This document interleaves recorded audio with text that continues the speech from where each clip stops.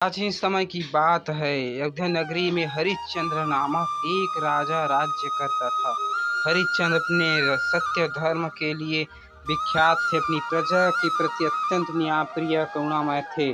सत्य पर दृढ़ रहना उसकी सबसे बड़ी विशेषता थी। इस कारण से सत्यवादी राजा के नाम से प्रसिद्ध थे। एक दिन राजा हरिश्चंद्र अपने राज्य में घूम रहे थे जब उन्होंने एक ऋषि को तपस्या करते देखा। ऋषि स्वामित्र ने उसकी तपस्या भंग करने पर राजा को श्राप दिया। राजा ने उसकी क्षमा मांगी। अपनी भूल का प्रायश्चित करने के लिए अपनी सारी संपत्ति राज्य दान करने का वचन दिया। राजा हरिश्चंद्र ने अपने वचन के अनुसार अपना सारा राज्य धन ऋषि स्वामित्र को सौंप दिया। अपनी पत्नी तारा और पुत्र रोहित के साथ राज्य छोड़ दिया और एक नया जीवन शुरू किया। अब उसके पास कुछ भी नहीं बचा था। हरिश्चंद्र उसके परिवार में बहुत कठिनाई का सामना किया। एक समय ऐसा आया जब जीविका चलाने के लिए उन्होंने काशी के शमशान घाट पर काम करना पड़ा। राजा हरिश्चंद्र शव को अंतिम संस्कार कराने का कार्य करने लगे।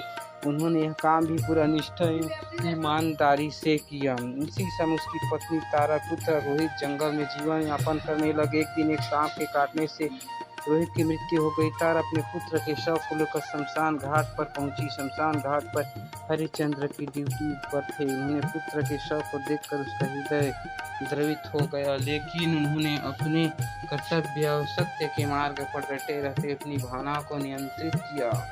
तारा ने हरिश्चंद्र से रोहित को अंतिम संस्कार के लिए मदद मांगी। हरिश्चंद्र ने कहा, मैं यह अपना काम करने के लिए हूँ, मुझे अपने काम का कर्तव्य निभाना है। उन्होंने तारा से अंतिम संस्कार के लिए शुल्क की मांग की। तारा के पास कुछ भी नहीं था, इसलिए उन्होंने अपनी साड़ी का एक हिस्सा शुल्क के रूप में देने का प्रस्ताव रखा। राजा हरिश्चंद्र ने इसे स्वीकार कर लिया और अपने पुत्र का अंतिम संस्कार स्वयं ही किया।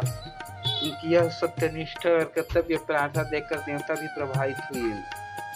हरिश्चंद्र ने सत्य धर्म त्याग की परीक्षा के बाद विश्वामित्र अन्य देवताओं से प्रकट होकर उनके धैर्य निष्ठा की सराहना की। उन्होंने हरिश्चंद्र से कहा, तुमने सत्य धर्म के मार्ग पर अडिग रहते हुए अपनी कठिनाई का सामना किया है, एक महान उदाहरण है।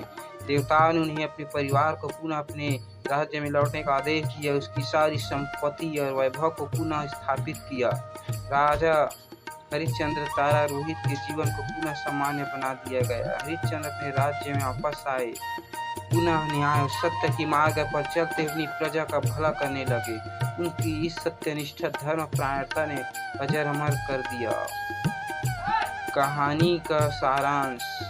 राजा हरिश्चंद्र का शिक्षा मिलती कि सत्य धर्म के मार्ग पर चलते हुए चाहे कितनी भी कठिनाई क्यों न आए, हमें अपने सिद्धांत से डिगना नहीं चाहिए। सत्य की राह पर चलना कठिन होता है, लेकिन अंततः सच्चाई की जीत होती है।